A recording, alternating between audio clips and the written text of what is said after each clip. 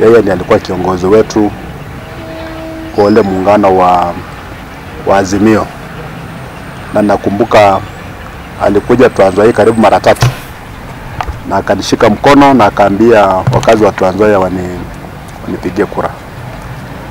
Wale ambao tunaelewa historia ya taifa la Kenya, tunajua kwamba historia ya Kenya haiwezi kuandikwa na ikamilike bila kumtaja Raila Amolo Odinga, sio kwa sentence moja lakini kwa chapters.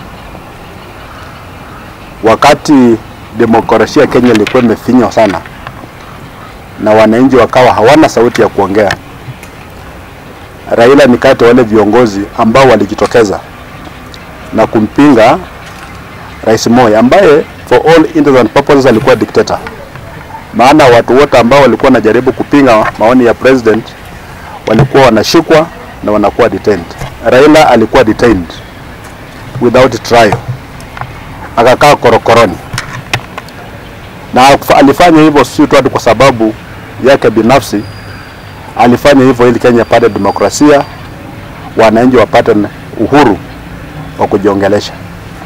Kama ilikuwa ni mtu ambaye alikuwa na ubinafsi, nafikiri hakukuwa na wengi wakati huo ambao wangejitokeza kuchallenge serikali ya mzee Moi. Kwa hivyo kuna mambo mengi sana ambayo sisi tunakumbuka. Ile mambo Raila amefanya. He was a true son of Kenya, mzalendo kamili ambaye alikuwa anapenda taifa la Kenya, na pia alikuwa anapenda hata jamii yake ya Wajaluo, alikuwa anampenda na pia alikuwa anawapenda. Na diposa pia tunasema kwamba kukuwa na taifa ambalo ni dhabiti, lazima tukue na jamii ambazo ni dhabiti. Kwa hivyo pia tunajiunga na jamii ya Waluo kwa kumpoteza kiongozi ambao pia walikuwa na mwenzi sana. Najua amewacha pengo kubwa kule ambalo itachukua muda mrefu sana kujazwa.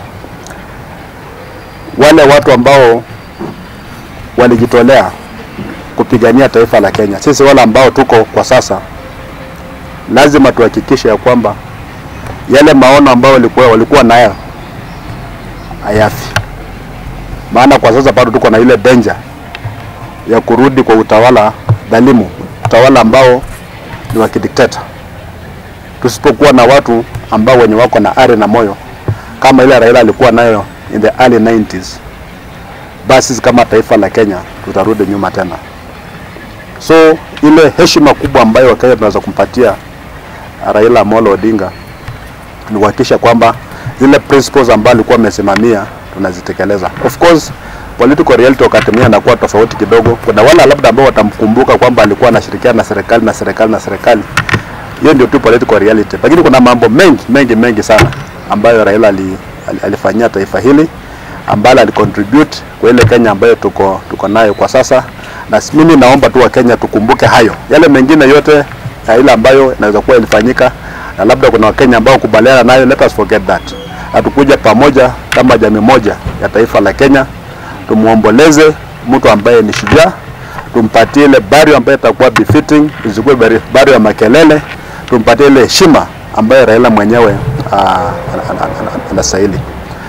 Pia sisi pande hii sasa watu wamekuwa political orphans, lakini sisi tulikuwa tumejifunza siasa yake, tulikuwa tunajaribu kuingia hapo. Tunaomba watu wetu wasiwe na wasiwasi kwamba hili gari bado liko na co-drivers ambao sasa wata step in kuhakikisha kwamba hakuna vacuum. Watu wetu wasiwe watu wa kuhangaika kwamba tutaenda wapi. Hapana, tutapeana ile direction ambayo tunaenda na tutajua mahali tunaelekea. Kwa hivyo mimi naomba tu Mwenyezi Mungu akaiweke roho ya shujaa wetu Raila Odinga mahali pema kule mbinguni. Tunajua kwamba sisi wote ni wasafiri na iko siku ambayo pia tutakuja kukutana huko. Asanteni sana na Mwenyezi Mungu awabariki. Asante.